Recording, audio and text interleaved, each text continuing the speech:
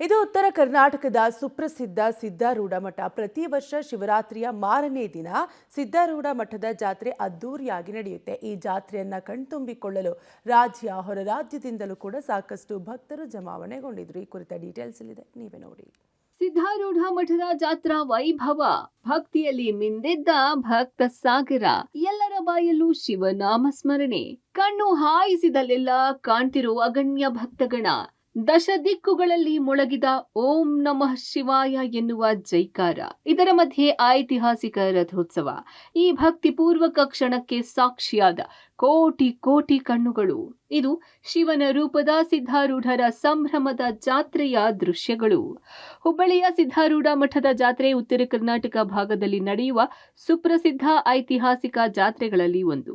19ನೇ ಶತಮಾನದ ಸಂತ ಸಿದ್ಧಾರೂಢ ಸ್ವಾಮಿಗಳಿಗೆ ಸಮರ್ಪಿತವಾದ ಪ್ರಮುಖ ಆಧ್ಯಾತ್ಮಿಕ ಕೇಂದ್ರ ಈ ಮಠ.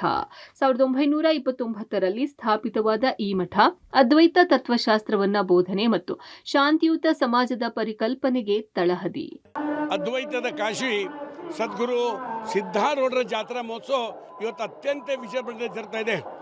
ಈ ವರ್ಷ ಅತ್ಯಂತ ವೈಶಿಷ್ಟ್ಯ ಏನಂದರೆ, ಇವತ್ತು ಈ ನಮ್ಮ ಕೈಲಾಸ ಮಂಟಪ ಏನಿದೆ ಅದರ ಶತಮಾನೋತ್ಸವ ಆಚರಣೆ ಮಾಡ್ತಾ ಇದೆ. ಆ ಶತಮಾನೋತ್ಸವದ ಕಾರಣ ಬಹಳಷ್ಟು ಜನ ಇವತ್ತು ಬೀದಿ, ಬಾಲ್ಕಿ, ಗುಲ್ಬರ್ಗ ಅನೇಕ ಕಡೆಯಿಂದ ಪಾದಯಾತ್ರೆ ಮೂಲಕ ಬಂದು ಅಜ್ಜನ ಸಾನ್ನಿಧ್ಯದಲ್ಲಿ ಪುನೀತ್ ಭಾವದಲ್ಲಿ ಅಜ್ಜ ಈ ವರ್ಷ ಒಳ್ಳೆಯ ಮಳೆ ಬೆಳೆ ಆಗ್ಬೇಕಂತ ಪ್ರಾರ್ಥನೆ ಮಾಡ್ತಾರೆ.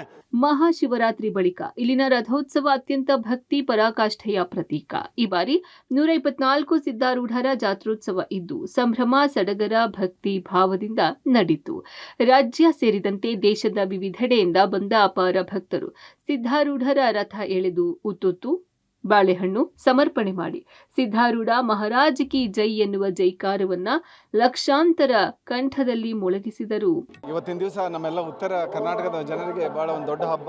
ಯಾಕೆಂದರೆ ಸದ್ಗುರು ಶ್ರೀ ಸಿದ್ಧಾರೂಢರ 124ನೇ ಮಹಾಶಿವರಾತ್ರಿ ನಿಮಿತ್ತ ಈ ಜಾತ್ರೆ ನಡೀತಾ ಇದೆ.